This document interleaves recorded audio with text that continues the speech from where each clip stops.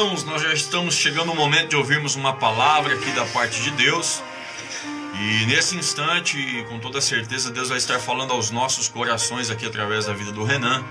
Eu gostaria muito que você ouvisse essa palavra, que você prestasse muita atenção no que Deus vai falar, como Deus vai falar ao nosso coração. Vocês são muito bem-vindos aqui. Algumas pessoas chegaram agora. Tarsis Correia, ali de Campo Mourão, Deus abençoe muito a sua vida. Vanderlei Boava, Deus abençoe, meu amigo, sua vida.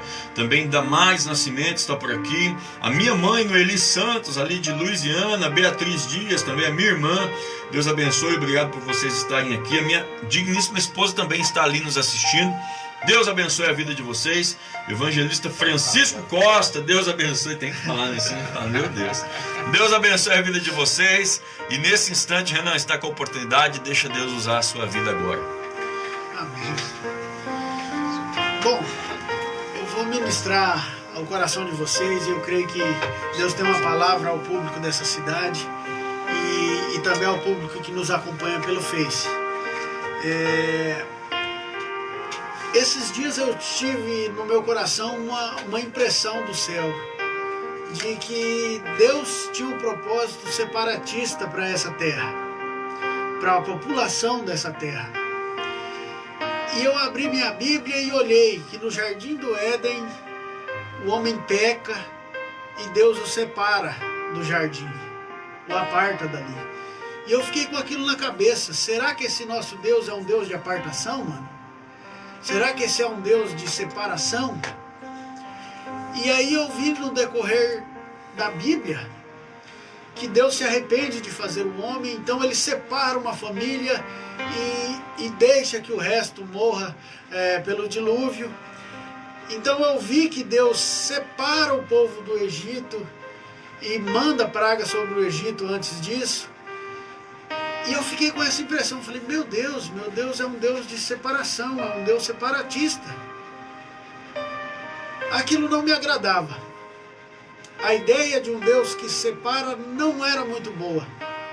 E olha que a gente é crente por conta de uma promessa de separação, que é a salvação, que é a volta de Cristo, que nada mais é do que a separação da igreja, dessa terra, dividindo o joio do trigo. E eu tive a impressão de que eu era separatista, por conta da minha religiosidade. Eu estava me tornando um separatista.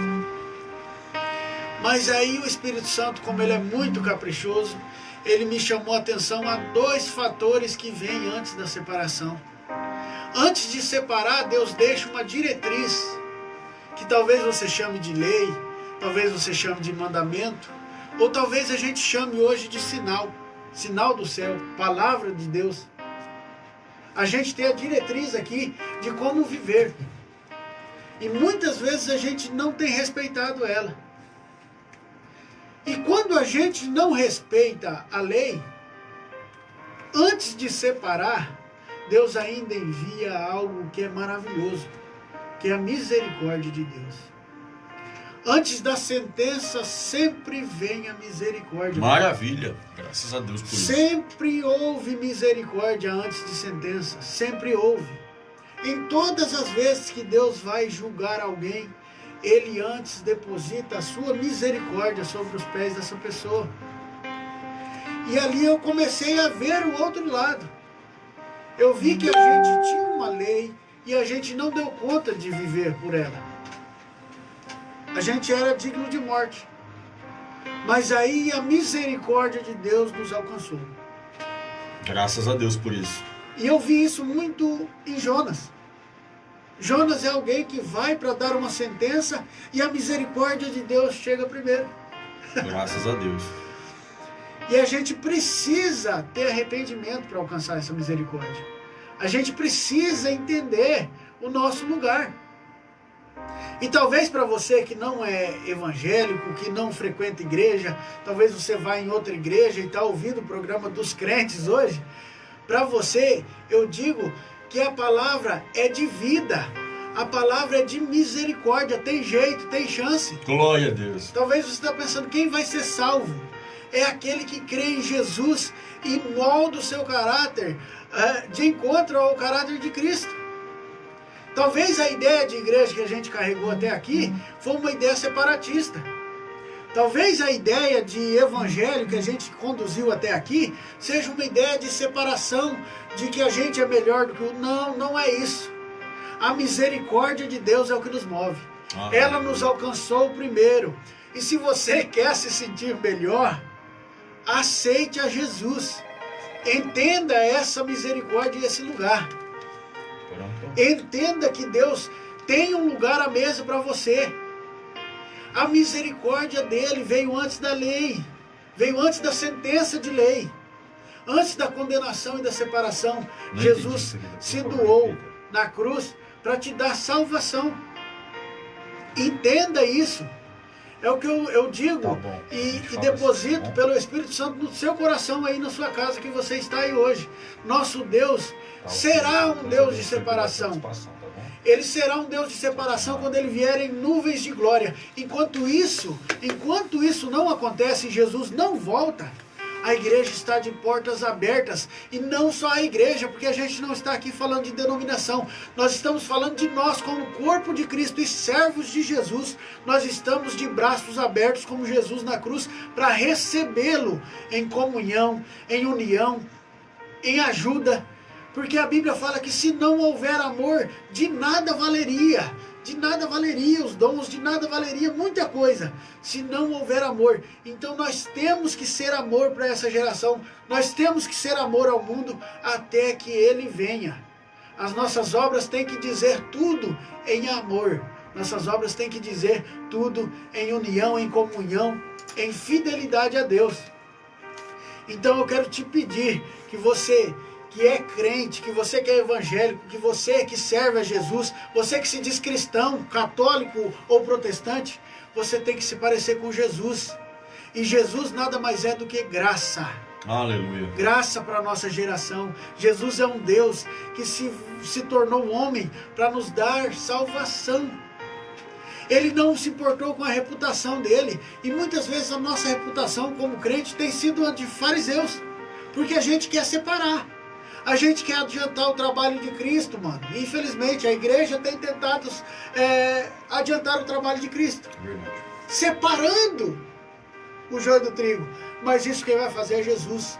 Quando ele vier no céu de glória. Enquanto isso, a gente precisa entender o nosso lugar como igreja. A igreja tem que abraçar. Ah, mas ele está sujo. Beleza. A igreja é um lugar para ele entender que há salvação. Graças a Deus. Jesus é esse homem. Ao passo que ele veio no mundo, ele veio ao mundo e se tornou um escravo. Ele se tornou um ladrão. Ele veio ao mundo e se tornou uma pessoa repudiada. Não se importando com a reputação. A gente já falou sobre isso hoje. Se colocou na posição dele. Ele se colocou na posição de um ladrão. Ao passo que ele morreu, foi cuspido, um Deus cuspido. Isso entra na sua cabeça, ouvinte? Isso entra na sua cabeça que Jesus, para salvar você, ele foi humilhado. Um Deus sendo humilhado. Ele se permitiu ser humilhado. Aleluia. Para te salvar.